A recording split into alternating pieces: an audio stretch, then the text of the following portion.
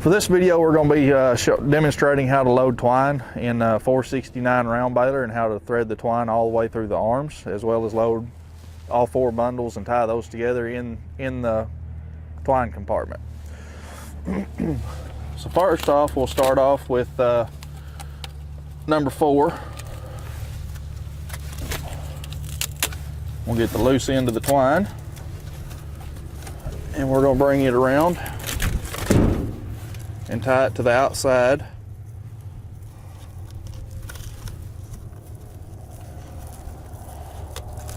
of the number 3 ball. Okay. Then we'll take the center twine of number 3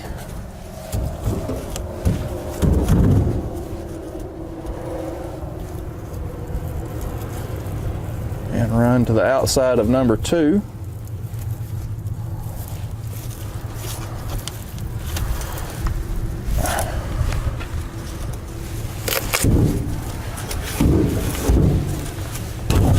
We'll get the outside of the middle of number 2.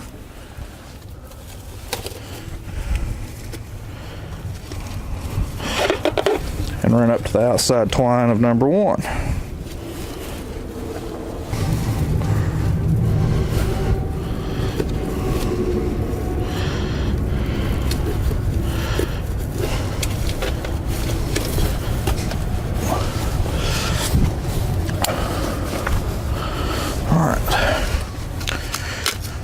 We'll go ahead and we'll pull the inside of the number 1 twine ball out some. Load it back into position. Now, as you can notice, all of our eyelets are way up high on this baler, but our twine arm will lower into a lower position where we can reach it easier.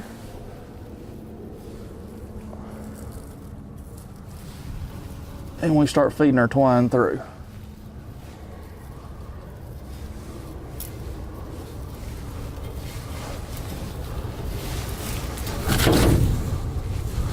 So once we got that started, we'll hang it back up into its storage position.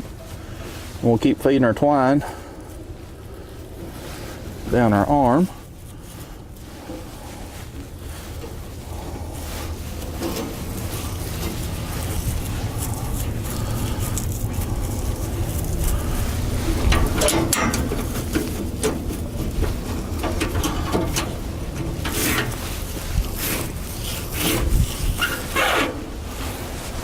Go through our twine tensioner. Now this can be tightened or loosened depending on how much pressure you want to put on the twine. Make 1 loop around our twine disc. And this has got a black spot on it, so when we do start feeding twine, we'll see that start spinning and be able to see it moving.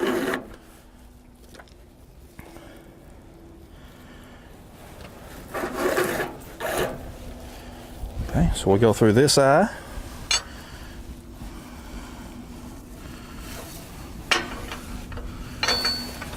Under that eye there. Now we want to make sure that our twine doesn't loop and catch under this when our knife cut off.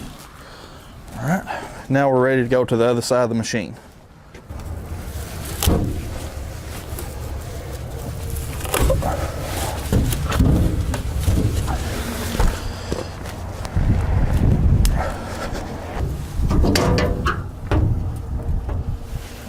Following the same process, we're going to follow our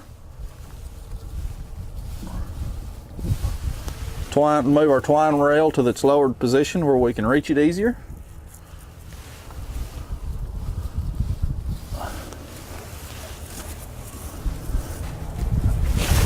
There we go.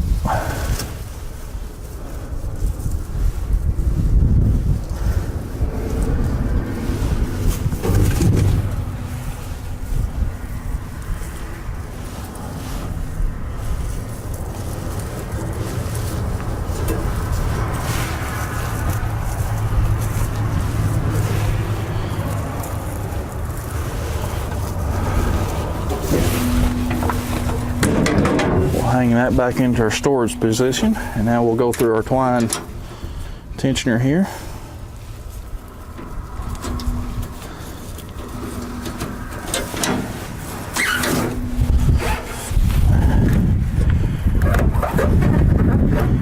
we'll make our loop around our disc.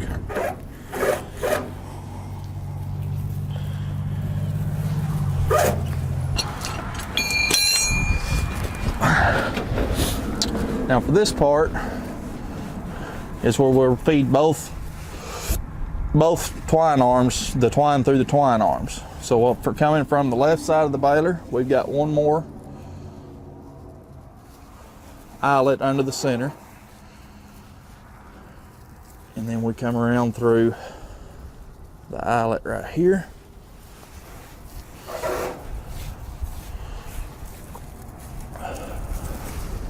And then we start down our twine arm.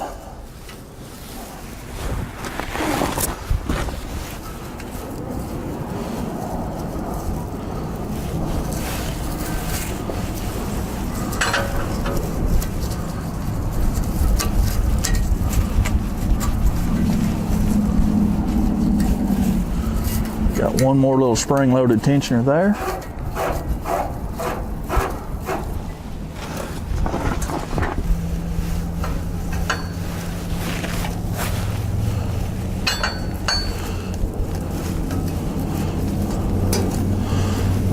Let's see.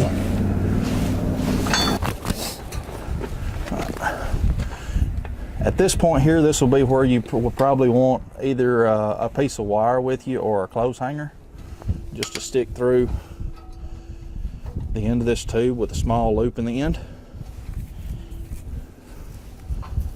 Just to loop our twine around like that and feed back through that tube, just to make it easier to feed through that last length of tube there on that front twine arm.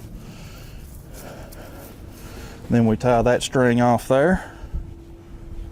Now we're ready to come back and catch the twine out of the right hand side of our baler and go through our back twine arm. And I don't know if you can see it or not, but these twine arms are very, very close together here in the position that they're in. So what we're going to do is we're going to mash both of them together. We're going to pull this spring pin out right here. What that does is that's going to allow our arms to open up to where we can get to that back twine arm a lot easier.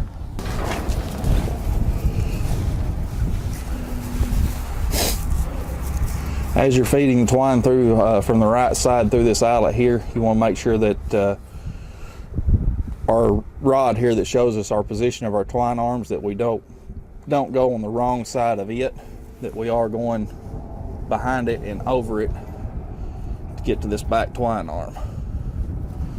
So then we go through our eyelet there, and we're ready to start on our back twine arm now.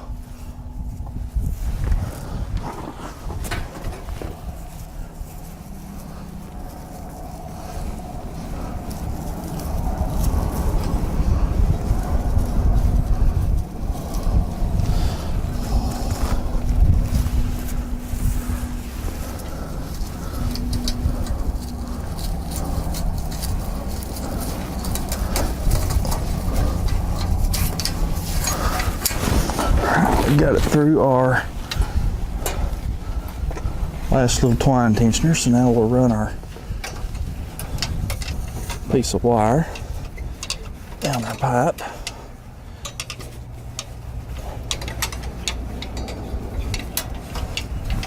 Right here. We'll hang our twine in it and then pull it back through. Now we'll just pull our twine out here and tie both ends here on our rod so that we're ready to go when we get ready to start tying. Okay. And then we replace our spring clip that we took loose back in its proper position. And as you'll notice, there are multiple holes in this bracket here. That's going to signify our twine spacing. So our first hole is 2 inches, followed by 4, 6, and our last one is 8. On our monitor earlier, we set our twine spacing to, I believe it was 4 inches on the monitor. So we're going to put that clip back in our number 4 position. And now that's going to space our twine out 4 inches apart as this moves across on our gauge here. Now there's 2 more adjustments that we need to make to our twine before we're completely finished with setup. Our last adjustment that we will make is on our end wrap spacing in the monitor. Earlier we set our end wraps on our left and right side to 6 inches. As the spring clip under there I told you about on the notches in it, this has bumps on this adjustment rod here for 2, 4, 6, and 8 inch spacing. So what we'll do, since we set our monitor to 6 inches on the left side, we're going to move our slide in to 6 inches and tighten it back up. Now what that is adjusting is there is a little twine catch inside of the baler throat right here that's connected to this rod, and that's what we're adjusting and moving in. So if you ever have trouble on a baler that's putting twine too far out on the end of the bale on the left hand side, this little spring clip could have gotten broken off.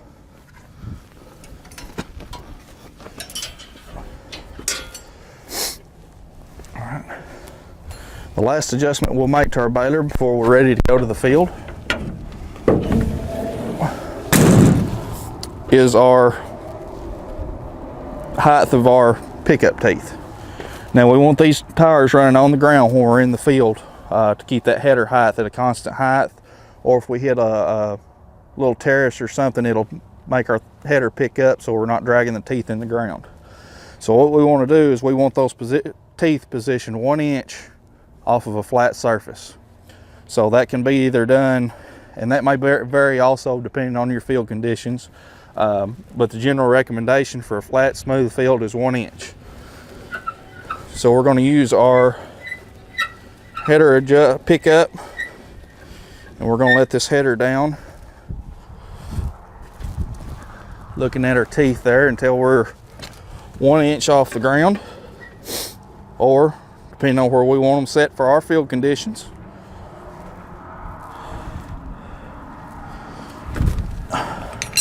Once we get it set to where we want those teeth at,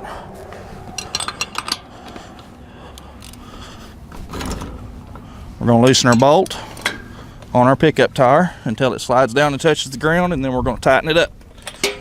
And then we'll go to the other side as well and make the adjustment on that tire. And now we have our header position set in the correct position for our header height. I believe that's it.